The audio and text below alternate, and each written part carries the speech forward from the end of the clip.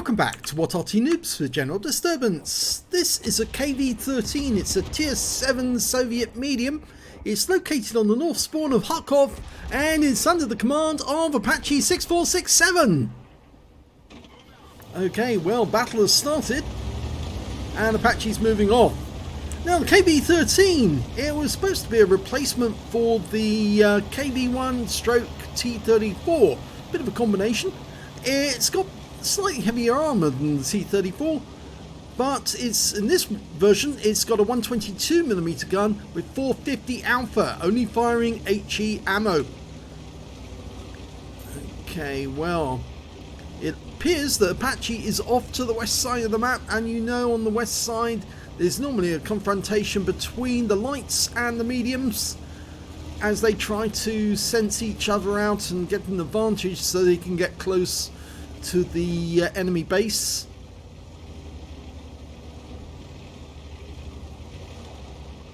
He should start sighting the enemy very shortly. Oh, there's a few over there. And he's had a request to platoon.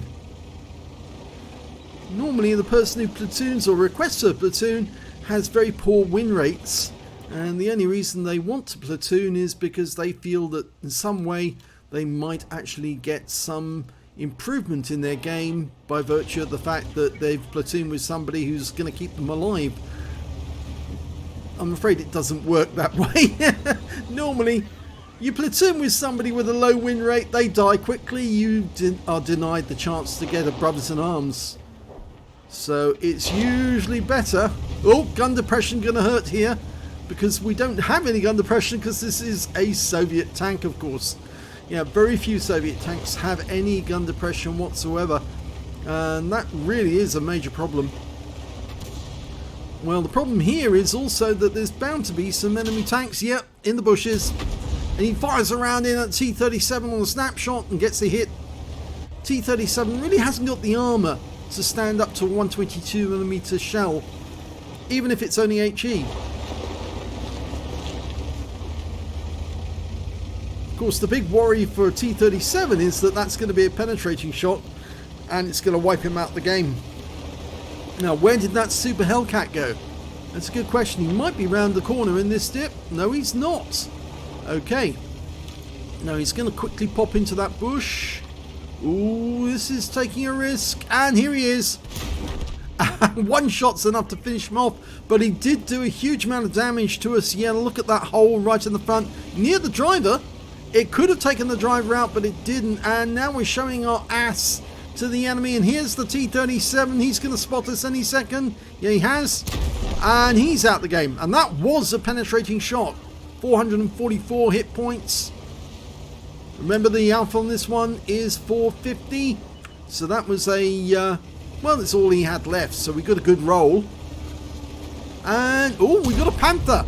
Now, this is where the HE shells do not do as well, because the Panther does have some armour, not a lot, but some, and that's a non-penetrating shot for 130.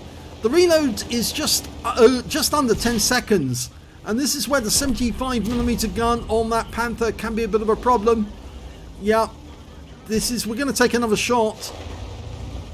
It's only 135 hit points every shot, but oh, that's a penetrator. He got it through the rear into the Panther's engine deck. And he's going for one more. If he can get this one in through the rear. Oh, and that's another penetrator. And the Panther goes down. That's good. Saved him 135 hit points more.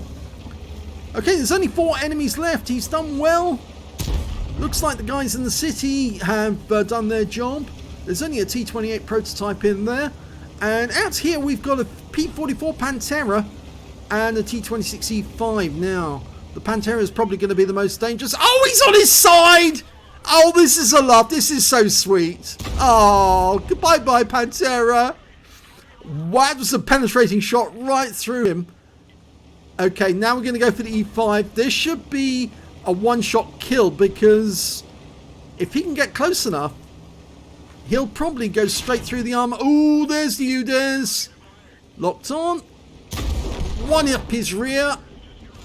He obviously enjoyed that one. Not. But now we've got the UDES. And the UDES, well, it's a very accurate sniping tank. The Swedish Wedge, the first of them. Very deadly. Looks like he's trying to run away, but if he's turned to face us, well... Oh, he's not! He's running! He is still running. He's trying to get into position. He's walking backwards for Christmas across the Irish Sea. And that's the end of the game. And if you didn't get the Goons reference, well, don't worry. Don't worry. He was driving backwards. Let's have a look at the end of battle stats. And it's an ace tanker for Apache 6467 in the KV-13. He managed to get a fire for effect, a fighter badge for getting at least 4 kills. He got 4, a duelist for taking down 2 tanks who damaged him, a hand of God for surviving the battle, having received damage from 4 different enemy tanks, and also a bruiser medal for getting at least 5 critical hits. He got 9 in that one. And he picked up a Lehvaslaiho's medal. He actually took out tanks that were actually 1 tier higher, 2 enemy tank destroyers or mediums, in one battle, 1 tier higher. So very well done. In fact, I think the E5 was one of those. And the other one, well, that was the Pantera. Yes, of course, because both are tier 8. So well done there by Apache 647. His win rate for that game was 7,462, which is Super Unicum standard. And he says another race, woohoo! Yes, certainly is a woohoo! And we look at the scores, we can see that actually the highest damage was the Striv S1. He picked up a high caliber for 2,938 hit points of damage. And the next highest score was that T26E5. He went down into the trench and that made him vulnerable because he had to have his rear facing somebody, and it was facing Apache on this occasion. 2,728 hit points for him, and then came Apache with 2,309. And yes, he did get a remarkably large number of penetrating shots with that 122mm gun.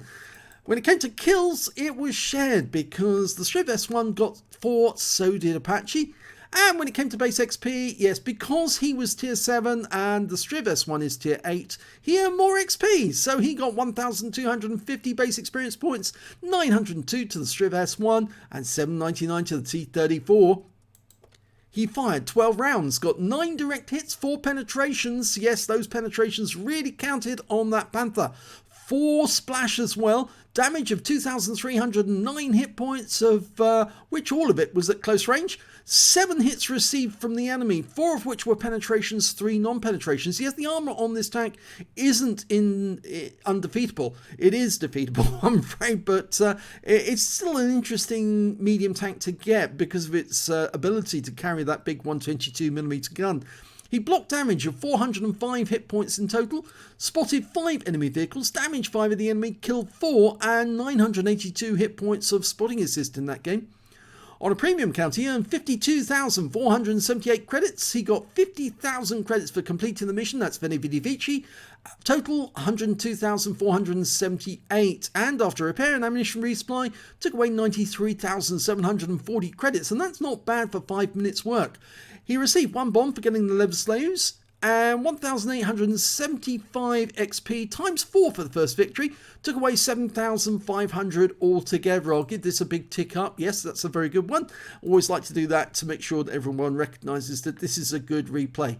So if you enjoyed this one, please give this video a like and do subscribe to our channel. Hit that little notification bell so you get alerted when a new video comes out.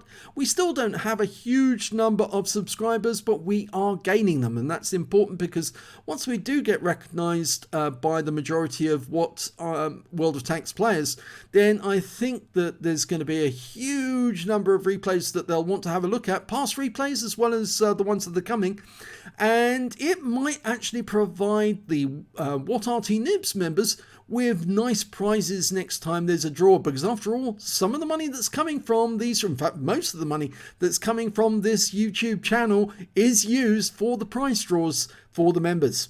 So if you enjoyed this replay, that's great. Thanks for watching.